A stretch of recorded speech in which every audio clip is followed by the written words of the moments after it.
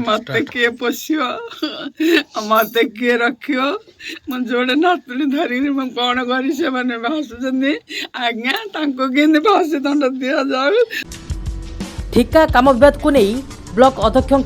भणजा को निर्मम हत्या होइतिबा अभियोग आसी गंजाम जिला बेगुनेपड़ा ब्लॉक अध्यक्षा रेणु गौड़ भणजा को शुक्रवार दिन निर्मम भावे हत्या घटनार गुमर फिटुछि।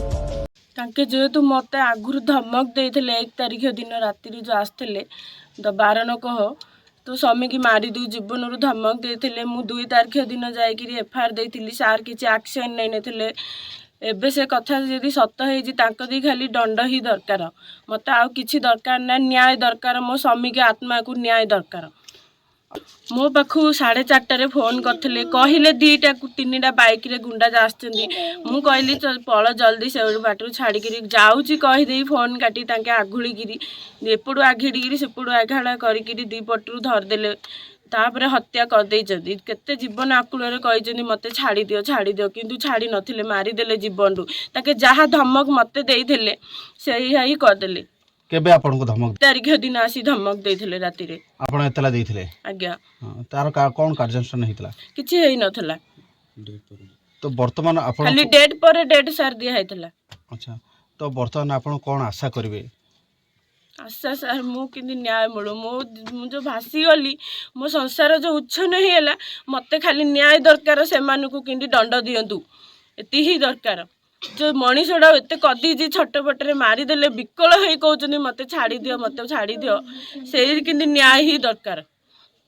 पंकज हत्या पर उजुड़ी जाइछि संसार मृत पंकज स्त्री और 2 झील हो जाइछन्ति असहाय जदिओ पूर्व बारंबार गाँ समस्या को नहीं विवाद उपजुला ताहा आपक्ष बुझापण समाधान हो पारि था थाना पूर्व एने अभियोग होते समाधान पूर्व जड़े व्यक्ति जीवन चलीगला। मत किए पोषियो मत किए रखियो मो जोड़े नातुणी धरी कौन करी से मैंने भाषुचंदी आज्ञा तांको केंदे फांसी दंड दिया जाऊ मुझे चाहूँगी किसी कहनी कौन पे काम एनर्जी काम करते न करिले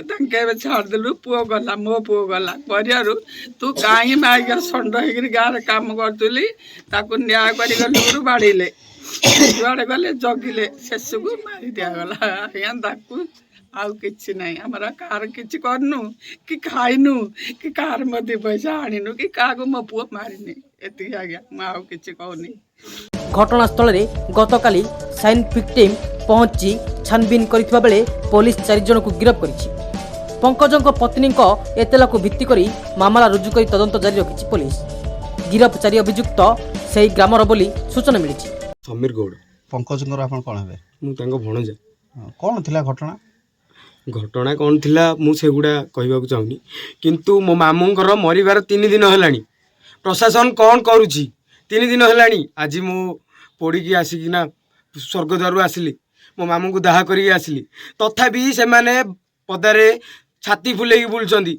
पुलिस एठी कोन करूछि किछि एक्शन नौ नांती। गतकाली 4 जण अरेस्ट हेचंदी 4 जण अरेस्ट हेले कोन हबो आउरी 10 जण बुलचंदी पदारे सेमान को अरेस्ट करा जाऊ नचेत मु विक्षोभ प्रदर्शन करी से खंडिया नई से थाना से कोदला एसपी ऑफिस कलेक्टर ऑफिस जोड़ी हम से जीवी जदि ये हुए राष्ट्रपति को भी भेटी किंतु मते न्याय दरकार मो मामू को न्याय दरकार आ जो मैंने एमती संगीन अपराध करचंदी मो मामू को एते कलबल करके मारचंदी सेमान को आसंदा 24 घंटा भितर मु हाजत रे देखा चाहे नचेत मते जदि न्याय न मिले ताहाले मु रास्ता अवरोध करी। मोट 15 जनक नाम मामला रुजु होइतिबा जणा पड़िछि। गंजाम जिला कोदलारू कृष्णचंद्र पोलांक रिपोर्ट गाँ खबर।